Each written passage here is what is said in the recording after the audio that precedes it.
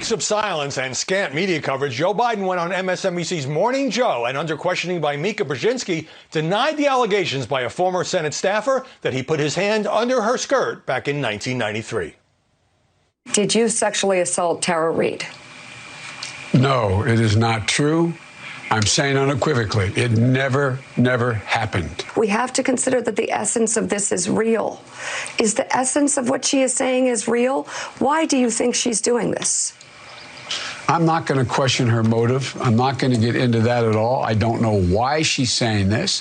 I don't know why after 27 years, all of a sudden this gets raised. Jillian Turner, I got into a Twitter spat the day before with the skeptic who said, oh, it's going to be a total softball interview because Mika Brzezinski is a liberal Democrat who has been friendly with Biden, but she's also been very outspoken on the Me Too movement. How did she do?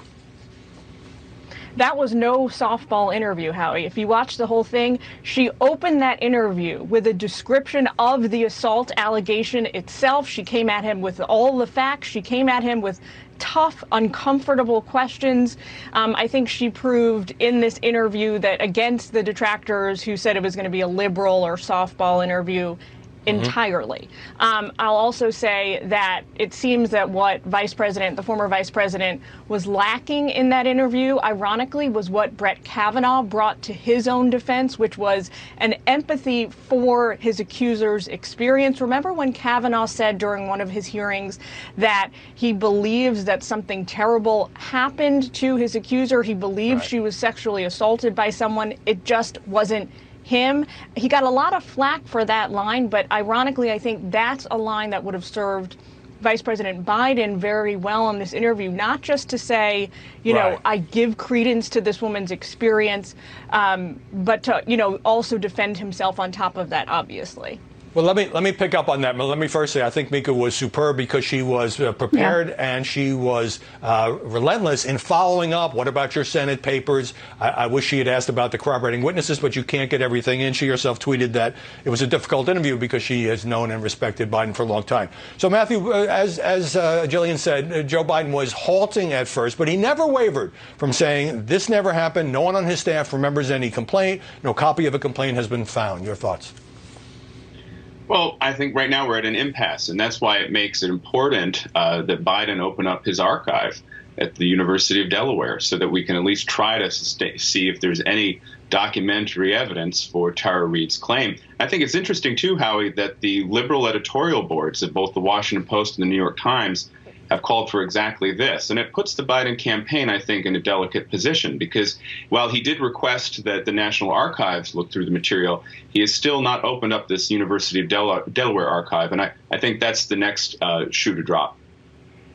Right. Well, Tara Reade has said in numerous interviews that she filed a complaint that no one has yet found in 1993. She said it was a harassment complaint. But now she tells the Associated Press that there was no mention of sexual assault or harassment in that complaint because she was too scared. So, Jessica, in purely television terms, was Joe Biden caught between saying, I didn't do this, it never happened, period, and saying, yes, of course, Tara Reade and other women should be heard, women should always be heard? Was that a difficult dilemma for him?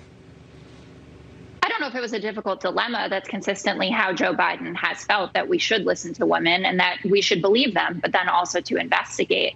It's a very precarious position to be in. I think someone with Joe Biden's career, having never been accused of something this serious, it wasn't until last year, unless I'm missing something from the other decades that he spent in public office, was the first time that we heard anything about him making a woman even so much as feel uncomfortable because of the quote, hair sniffing or the holding onto the shoulders too tight. So the idea that we've gone from an accusation like that to, digitally penetrating someone in a hallway, I'm sure has really shook him and Dr. Jill Biden as well. I was thrilled that he came out and talked about it. I think he should do more interviews, actually, until this issue goes away, if it is to ever go away. And it'll be interesting to see what Tara Reade does. There was a rumor that she was going to be with Chris Wallace this weekend, then that she had pulled out of that. I do wonder if she will do a televised interview. Well, Tara Reid told the Wall Street Journal that she had planned to appear on Fox News this weekend, but decided not to for now because she's gotten death threats. Her family's gotten death threats. I do want to say, I think Joe Biden should have done this weeks ago. He let the pressure build up. And I think one of the reasons he didn't feel compelled to go on national television or say this in front of a camera was because there was so little media coverage, many outlets ignoring it, so it didn't force his hand, so to speak, as it would normally be the case. Matthew, short answer here. We're tight on time. Some pundits' reaction to these allegations against the former vice president has been, oh, yeah? Well, what about the dozen or more women who've accused President Trump of harassment or misconduct? And the president telling Dan Bongino on his podcast about Biden, I guess you could say I'm sticking up for him. I've been a total victim of this nonsense, false accusations. So he turns it a little bit.